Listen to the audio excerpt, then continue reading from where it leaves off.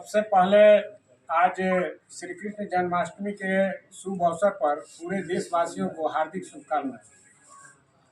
जैसे कि आप जानते हैं कि देश के विभिन्न राजनीतिक पार्टी संगठनों के द्वारा हिंदू धर्म को, सनातन धर्म को बार बार टारगेट किया जा रहा है। इसी क्रम में तमिलनाडु का एक मंत्री है, पता नहीं उसका क्या नाम है, उदयनिधि करके नाम है, स्टालिन, उसने भी सनातन धर्म को समाप्त करने का बात किया है। मैं उसको बता देना चाहता हूं आपके माध्यम से कि शायद वो भूल गया है कि उसके बाप दादा भी सनातन धर्म से ही गुजर कर आए हैं। और सनातन कोई धर्म नहीं है, जीने की शैली है, संस्कृति है। इसको ये तभी समाप्त होगा जब सृष्टि समाप्त होगा। इस सृष्टि के शुरू से है और अंत तक रहेगा।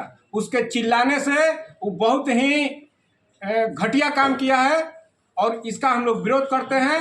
और हिंदू समाज, जो कल का जो हिंदू समाज था, जो सनातन धर्म के लोग थे, आज वो नहीं है।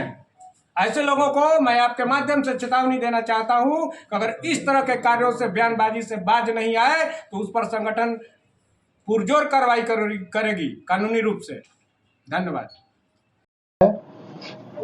हर आदमी जागृत है, इसलिए पहले मैं उन सभी राजनीतिक नेताओं को अपने मंच से सुझाव दूंगा कि आप सनातन धर्म को समझें, हिंदू धर्म को समझें और समझकर प्रतिक्रिया दें। साथ साथ अपने सरकार से, भारत सरकार से और माननीय सुप्रीम कोर्ट से यह आग्रह करूंगा कि यह इस तरह के जो राष्ट्र विरोधी शक्ति हैं, जो देश की प्रगति के लिए बाधा हैं, उनको स्वतः संज्ञान लेकर उन्हें दंडित करने की कार्रवाई करें।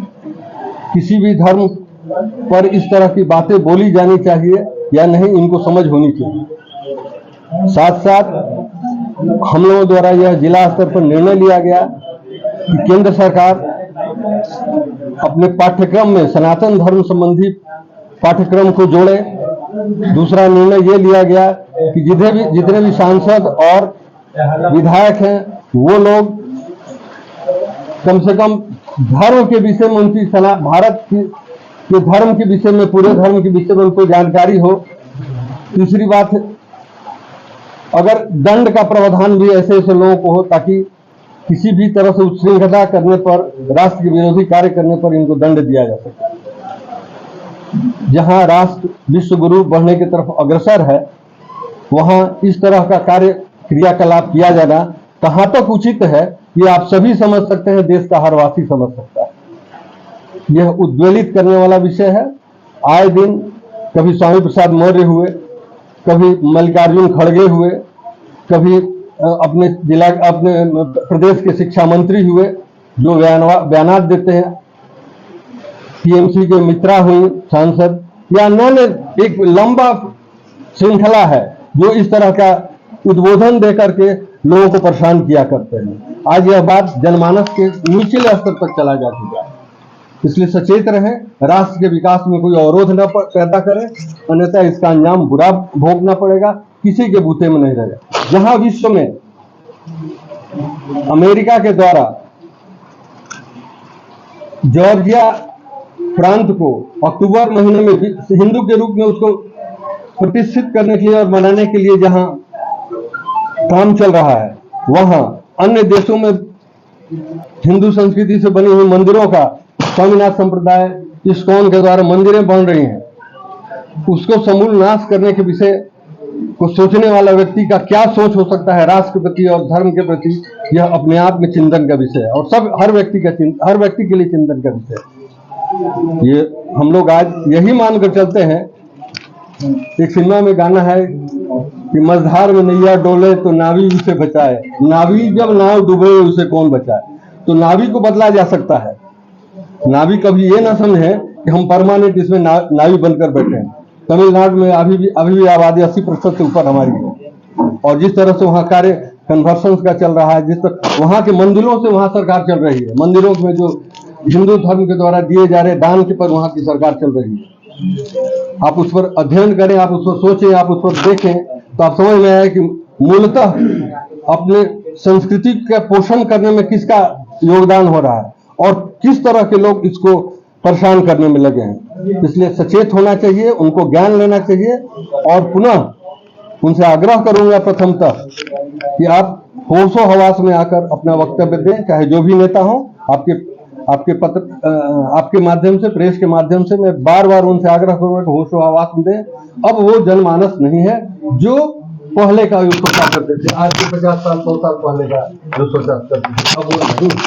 अब काफी परिवर्तन है, हर लोग जागरूक हैं, जागरूकता नजर आ रही है, राष्ट्रीय और अंतर्राष्ट्रीय हर स्तर पर नजर आ रहा है। तो ऐसे लोगों को कैसे आप लोग हिंदू जागरण नहीं, हमारा हिंदू जागरण एक सांस्कृतिक सभ्यता से जुड़ा हुआ और कानूनी कार्य करने वाला संगठन है। हमारा कहने के मूल में हमने संविधान की बात कही, दूसरा बात सरकार से आग्रह किया और तीसरा बात हमने सुप्रीम कोर्ट से स्वतः संज्ञान लेने का आग्रह किया। आग्रह हम मानते हैं कि हमारे स्तर पर जो हमारा प्रार्थना है इन लोगों के पास पहुंचेगा और पहुंचकर ये लोग कार्य करेंगे। ये कोई सोई हुई संस्था नहीं है। भारत में अगर काम करें, सब चीज विकास की तरफ है, तो ये सोए हुए नहीं, ये काम करेंगे। हम इसको नहीं मानकर चल रहे हैं कि ये लोग इसको छोड़ेंगे। जरूर इस पर दंड का कोई प्रावधान बनाएंगे, दंड के प्रभाव से इन लोगों को दंडित करेंगे ताकि आने वाले भविष्य में इस तरह का कोई काम दोबारा करने में हिचके। तो हमारा कोई बयान से, उस तरह के बयान से कोई लेना देना कहीं से नहीं। किसकी क्या मंशा है वो अपना जाने। हम हिंदुत्व से जुड़े हैं, हिंदू जागरण से जुड़े हुए हैं, अपनी संस्कृति से जुड़े हुए हैं, अपनी सभ्यता से जुड़े हुए हैं और हमारा परिधि वही है, उसी परिधि तक और उसी की सुरक्षा की बात हम करेंगे। हम कुछ कहना चाहेंगे। जिस तरीके से सवाल किए कि आप लोग इस पर करेंगे क्या, मैं आप लोगों को बता देना चाहता हूं कि भारत लोकतांत्रिक व्यवस्था है। लोकतंत्र में जनता महत्वपूर्ण होती है और ये इस पूरे सीन के पीछे रिक्रिएशन क्या है मैं आपको बताता हूं। इस पूरे सीन के पीछे रिक्रिएशन ही है कि जो घमंडिया गठबंधन की बैठक हुई उसके 24 घंटे बाद ही ये बयान देते हैं। और आपको पता है किस कार्यक्रम में देते हैं। ऐसा नहीं है कि बयान आपत्तिजनक अपने मुंह से निकल गया हो, ये प्रानियोजित बयान है, ये योजना बना के दिया गया है। उस कार्यक्रम का नाम था इरिक्रेशन ऑफ हिंदू सनातन धर्म, इरिक्रेशन ऑफ सनातन धर्म, मतलब सनातन धर्म का विनाश के लिए ये लोग कार्यक्रम करते हैं। और आपको देखे होंगे जो उदयनिधि स्टालिन है, जो अधर्मी, वो पेपर देख के पढ़ रहा है। तो कोई पेपर देख के बयान देता है तो उसको अचानक और ये नहीं माना जा सकता है। मैं वही नहीं मैं जनता से आग्रह करना चाहता हूं। आप लोग बार बार पूछ रहे थे, आप सब समझदार हैं कि इसका कार्रवाई क्या कर सकते हैं। लोकतंत्र में कार्रवाई नहीं होता है, इनका उपाय होगा। जिस तरीके से ये लोग, जिस दिन से इनका एक ही एजेंडा है, इनके इस ये घमंडिया गठबंधन के जो प्रमुख हैं, जो प्रमुख घटक दल के जो अध्यक्ष हैं, वो क्या कहते हैं कि यदि दोबारा ये लोग एकजुट हो जाते हैं, यदि इनकी सरकार आती है, यदि नरेंद्र मोदी की सरकार आए, तो ये लोग क्या कहते हैं कि आरएसएस और सनातन धर्म को बढ़ावा मिलेगा। मैं किसी दल के भावनाओं पे नहीं जाता हूं, लेकिन आपकी भावना क्या है, वो घमंडिया गठबंधन की भावना क्या है? क्या आप सनातन धर्म को नष्ट करना चाहते हैं? अरे मैं उनको बता देना चाहता हूं, यूनान मिस्र रोमा सब मिट गए जहां से, सदियों रहा है दुश्मन दौरे जहां हमारा, फिर भी कुछ बात है कि हस्ती मिट्टी नहीं हमारी। सनातन धर्म का निर्माण किसी ने देखा नहीं है। तो मैं उन लोगों को बता देना चाहता हूं, मैं अपने माध्यम से, आज भारत की हिंदू जनमानस जाग चुकी है और ये अभी भी नहीं सुधरने वाले हैं। तो रामचरितमानस और इसका अपमान और धर्म का अपमान करके ये हिंदू समाज ही लोगों को वोट दे देगा और ये सत्ता में आ जाएंगे, ये इनका भूल होगा। अभी उनका मामला थमता नहीं दिखाई दे रहा। उदयनिधि स्टालिन, वहीं तमिलनाडु के एक मंत्री और ने बयान दिया है, हिंदू जन में कब थे किसी को पता नहीं है। नहीं, यही तो पता नहीं है ना। पता कब होगा? जब तुम जानते होगे। सनातन का मतलब क्या होता है, सनातन का मतलब क्या होता है, उनको जानना होगा।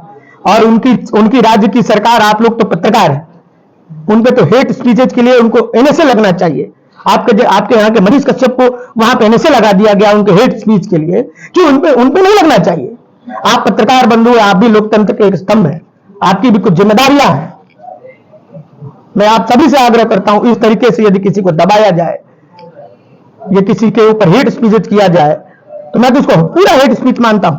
ये पूरे धर्म के खिलाफ आप बोल के साबित करना क्या चाहते हैं? जब आपको पता ही नहीं है कि इसका उद्गम कम हुआ है तो नाश कौन कर देगा? यदि उनको पता नहीं है, ये उदयनिधि लगाते हैं और बाद में स्टालिन लगाते हैं, ऐसे लोगों की जनता जवाब देगी, हिंदू जनता जवाब देगी। हम लोग, आप लोग बार बार ये पूछते कि आप लोग करेंगे क्या? हम लोग इस जनता को बताएंगे कि हमारे धर्म के विनष्ट करने वाले लोग हैं, हमारे धर्म के खिलाफ वाले लोग हैं, इनको वोट मत देना।